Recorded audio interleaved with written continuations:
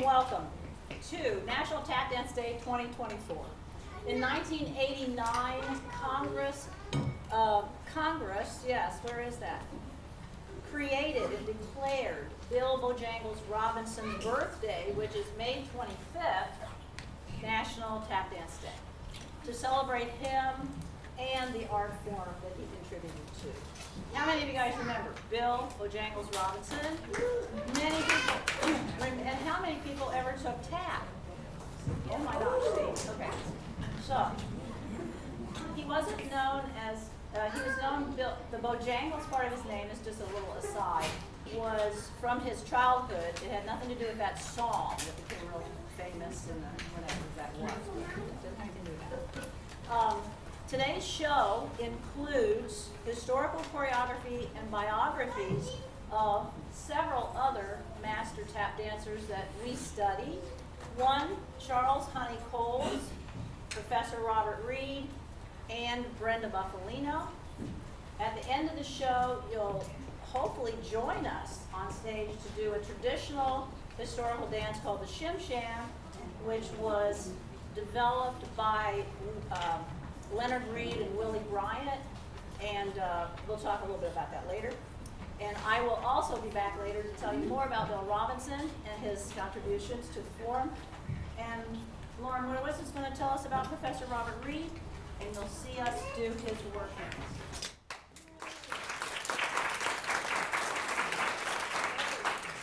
Thank you so much for being here today. We can't really do our work unless you show up, and we're ready to show you what we've got.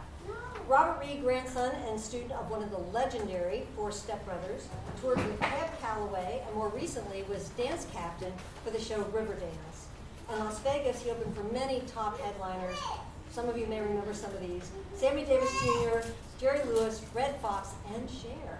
He eventually founded the Robert L. Reed Heritage Tap Institute in St. Louis, which is where he grew up, and he started the first tap festival in the United States, which is still going strong 32 years later. Professor Reed was always saying things, he was saying at the end of his classes, respect the dance. And he taught his students the history of tap dance masters who left a living legacy of steps, combinations, and choreography. This piece of historical tap choreography from Professor Reed is a great example of tap dancers are musicians. We make music with our feet. Yeah.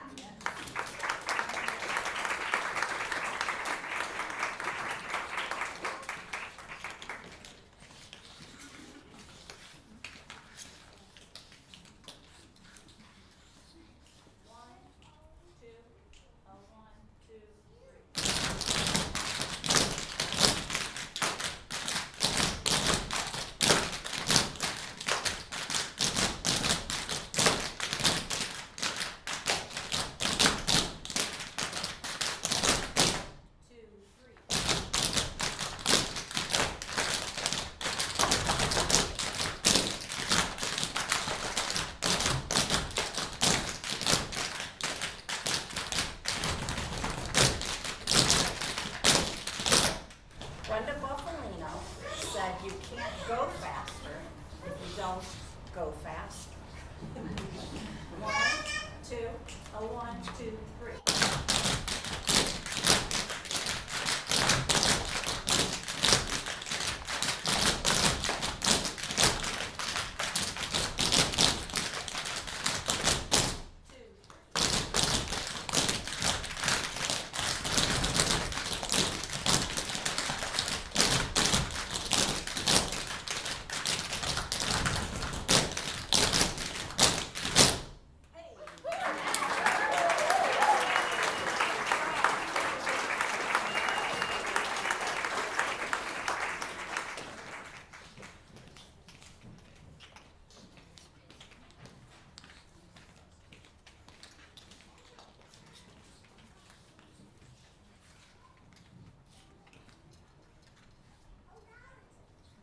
Crazy thing.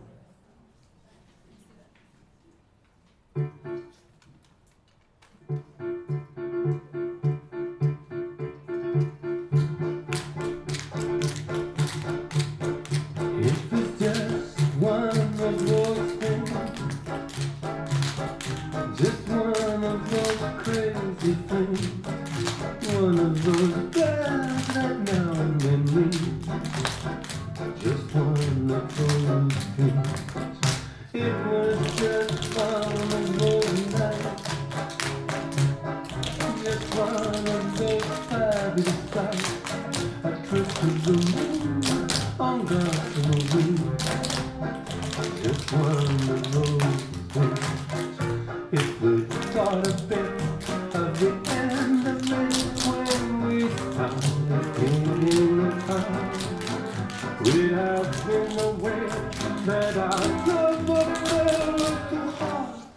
not to cool down. So goodbye, being a man. It's hoping you meet someday. It was great fun, but just one of those things.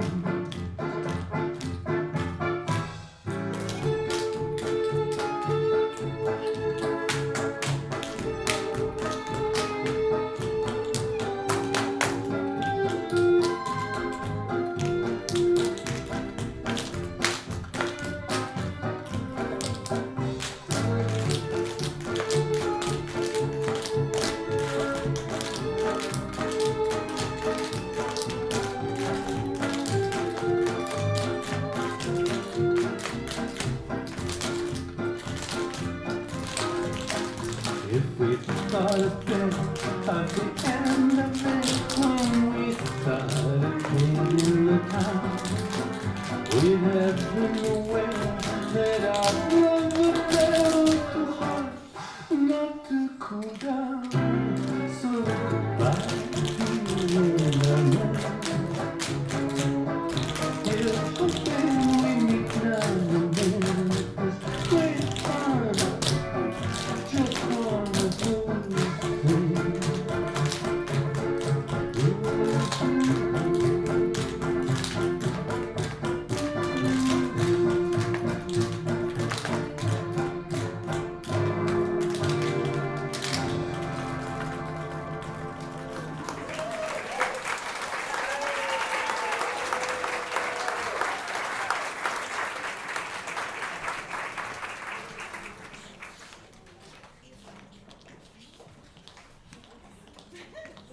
Good afternoon, everyone. My name is Audrey, and I am here to talk to you a little bit about Honey Coles. Charles Honey Coles was born in Philadelphia in 1911. He was an actor and a tap dancer who, with his partner Charles Charlie Adkins, formed the duo Coles and Adkins, known as a class act. They had tailored suits, elegant style, and close-to-the-floor tap dancing. Let's see, they toured with Cab Calloway, Louis Armstrong, Count Basie, Lionel Hampton, and Billy Eckstine. By the 1950s, vaudeville was on the decline, and Coles started Dance Craft, a studio in New York City where he taught a 17-year-old Brenda Buffalino. In 1960, Coles and Adkins broke up and went for other jobs. Coles to the Apollo Theater as a production manager for the next 16 years. He also served as president of the Negro Actors Guild and continued his association with the Copacetics, a fraternity of musical and tap dance artists formed to preserve the memory of Bill Bojangles Robinson. Let's see, in 1962, the Copacetics were asked to perform at the Newport Jazz Festival. This began a resurgence of acknowledging black tap artists who then began sharing the forum with an eager group of mostly white women dancers. Let's see, it was in the 1970s, 80s era when he and Brenda Buffalino began a 15-year collaboration. Honey was also a master teacher who preached, if you can walk, you can tap. Coles often claimed that tap dance was the only dance art form that America could claim as its own. Let's see, in 1983, at age 72, Honey received both the Tony and Drama Desk Awards for his featured actor and dancer in a musical for the Broadway hit My One and Only. He appeared in the films The Cotton Club and Dirty Dancing. He received the National Medal of Arts in 1991. The Coles Stroll was used as an introduction to the Copacetics performances. You may want to Google it on YouTube as they performed it on the Dick Cavett Show, and Dick joins them for the finish. And now, without further ado, the Coles Stroll.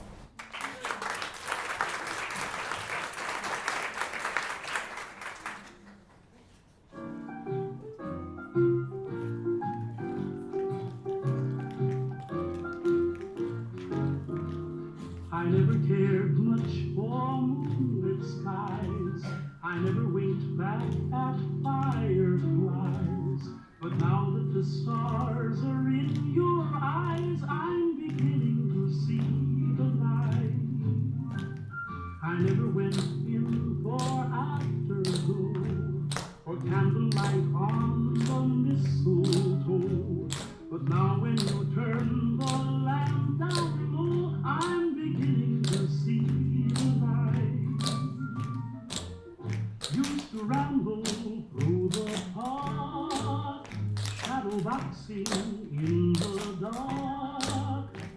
you came and caused a spark that's a world on fire now. I never made love by lantern shine. I never saw rainbows in my wine. But now that your lips are burning mine, I'm beginning to see the light. I never cared much for moonlit skies. I never went back and fireflies. But now that the stars are in your eyes, I'm beginning to see the light. I never went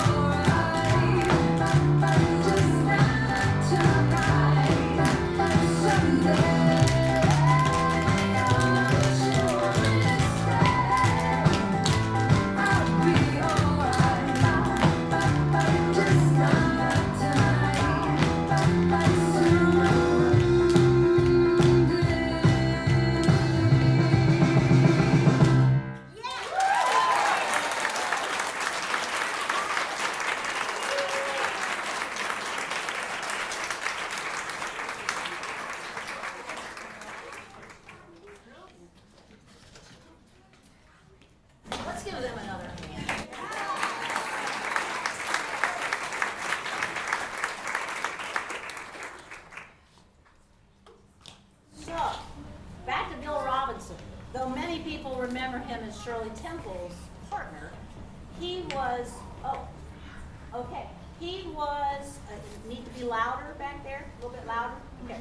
Though many people think of him as Shirley Temple's dance partner, he contributed to the art form many, many years before the 30s. He was a significant contributor to the art form because he was one of the first black vaudeville performers to appear without the use of blackface. Think about that. And one of the first to perform solo which is overcoming vaudeville's two-colored rule, which prevented black performers from appearing on stage alone. In public life, he led efforts persuading the Dallas Police Department to hire its first black policeman. He lobbied Franklin Roosevelt during World War II for equal treatment of black soldiers, and he co-founded the New York Black Yankees in 1936 that played in the Negro Leagues until desegregation of Major League Baseball in 1948. Robinson was a popular figure in both black and white entertainment worlds of his era and is remembered for the support that he gave to fellow performers, including Fred Astaire, Eleanor Powell, and Lena Horne. It was at the prestigious Palace Theater in New York City where he introduced his stair dance, which is a masterpiece of rhythm and showmanship that would make him at the time world famous. Which, if you have never seen, again, YouTube, amazing. Go to YouTube, look up Bill Robinson's stair dance, and it's a terrific thing. He continued to act and perform until his death in 1949, and in 1989, Congress created National Tap Dance Day to celebrate him and tap dance. New York, Chicago, LA, and cities across the country host shows in May to highlight tap, and Cincinnati has been celebrating for over 30 years.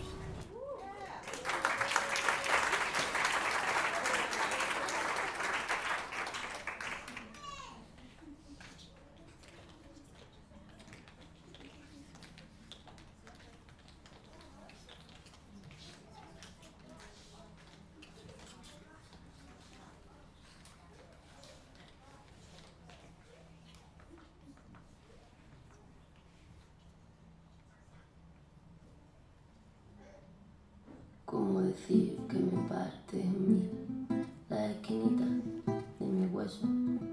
Que han caído los estomas de mi vida, ahora que todo era perfecto. Y algo más que eso, me sorbita el seso y me desciende el peso de este cuerpecito mío que se ha convertido en río, de este cuerpecito mío que se ha convertido en río. Me cuesta mucho y lo hago poco a poco, no sea que aún se encuentre cerca.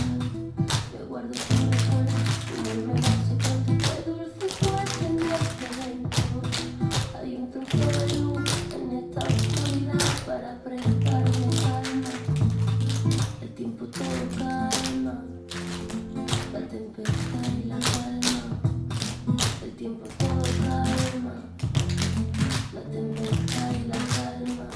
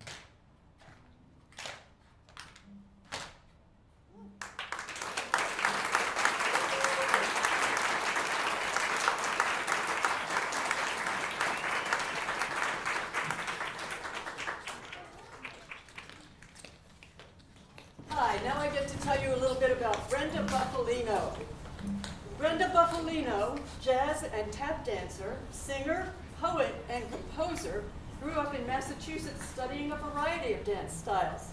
At 17, she went to New York City, where she studied with the famed tap dancer Charles Henny Coles, who you've already heard about. Her collaboration with Henny Coles continued as she developed her own solo and teaching career in New York City and New Paltz, New York. By 1980, she had formed the American Tap Dance Orchestra, a vehicle for developing her ideas about creating music with tap sounds, much like an orchestra, emphasizing crescendo and decrescendo. Ms. Buffalino has done much to further the participation of women in tap dance and influenced many current younger dancers of today. Our performance of her introduction to rhythm tap is our tip of the hat to a woman tap dancer who led the way and continues to teach and perform in her 80s.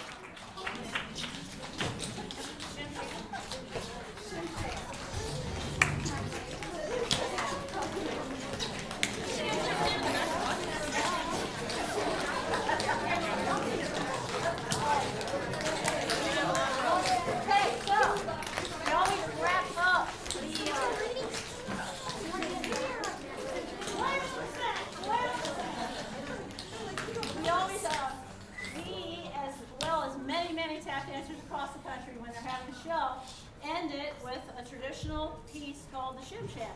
It was choreographed by Willie Bryant and Leonard Reed, Kansas City, I'm going to say. And the story was that it became the Shim Sham Shimmy because it traveled, and by the time they went to New York, the chorus girls were already doing this with those steps. So however that kind of stuff happens, I don't know, but that's what the story is.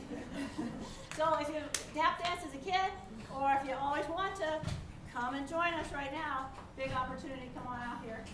And,